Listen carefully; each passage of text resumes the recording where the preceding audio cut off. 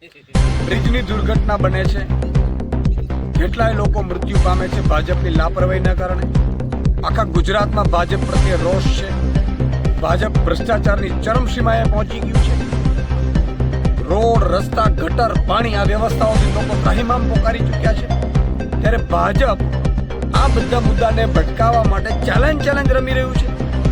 ભાજપને હું કહેવા માંગુ છું, તમારા ચેલેન્જ હોય તો 161 ધારાસભ્ય રાજીનામા આપે, અમે તૈયાર છીએ લડવા માટે.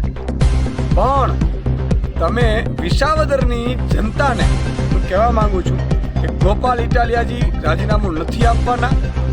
વિસાવદર, ભેસાણ અને જુનાગઢ ગ્રામ્યની જનતા માટે ગોપાલ ઇટાલિયાજી મજબૂતાઈથી અત્યારે કામ કરી રહ્યા છે અને ગોપાલભાઈ ગામડે ગામડે ફરી રહ્યા છે અને લોકોનો અવાજ બનશે.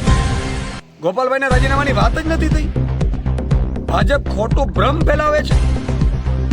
ભાજપના નેતાઓને કહેવા માંગુ છું કે તમારે એટલા જ કરોડો રૂપિયા આવી ગયા હોય ઇનામના તો કરો તમારા વિસ્તારમાં રોડ રસ્તાના કામો, ગટરના કામો.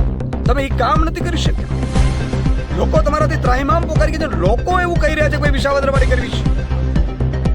એટલે ગુજરાતની જનતાને પણ હું કહેવા માંગુ છું કે વિસાવદરની જનતાએ ગોપાલ ઇટાલિયાને જીતાડ્યા છે અને ગોપાલભાઈ મજબૂતાઈથી વિસાવદરની જનતા માટે સતત કામ કરશે. કોઈ ગોપાલભાઈ ઇટાલિયાને રાજીનામાની વાત છે નહીં. ગોપાલભાઈ ઇટાલિયા કોઈ પણ સંજોગોમાં રાજીનામું આપશે નહીં. અને ભાજપ વાળા કામ ઉપર ધ્યાન દો. મુખ્યમંત્રી ખરેખર રાજીનામું આપી દેવું જોઈએ. 17 લોકો મૃત્યુ પામે છે, એની પહેલા 135 મૃત્યુ પામે છે. એટલા બધા કાંડ થઈ રહ્યા છે, ભ્રષ્ટાચાર ચરમસીમાએ છે અને તમને શરમ નથી આવતી. તમે આવા નિવેદનો કરો છો અને મુદ્દા ભટકાવવાની કોશિશ કરો છો. તમારામાં તાકાત હોય તો મુખ્યમંત્રીને 161 લોકો રાજીનામા આપે, અમે તૈયાર છીએ ચૂંટણી લડવા. જય હિન્દ, જય ભારત, જય જય ગરવી ગુજરાત.